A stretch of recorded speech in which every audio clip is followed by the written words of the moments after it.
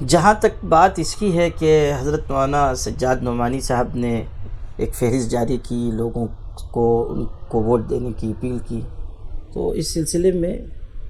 مجھ سمیت بہت سے لوگوں کو ان سے اتفاق نہیں ہے۔ اور اسی وقت جب ابھی نتیجہ آیا بھی نہیں تھا، جس وقت انہوں نے فہرست جاری کی تھی، اس وقت بھی میں نے براہ راست حضرت مولانا سے یہ عرض کیا تھا کہ اس سے کم از کم مجھے اتفاق نہیں ہے۔ لیکن ہمارے محترم اسد الدین اویسی صاحب نے جس طرح اس پر اظہار خیال فرمایا ہے وہ میرے خیال میں مناسب نہیں تھا۔ ظاہر ہے کہ ہم لوگ کسی سے اختلاف رائے کا اظہار ایک مہذب دائرے میں کر سکتے ہیں، لیکن میں یہ کلیئر کر دوں کہ انہوں نے لفافے والی جو بات کہی ہے وہ مولانا سجاد صاحب کے بارے میں نہیں کہی ہے،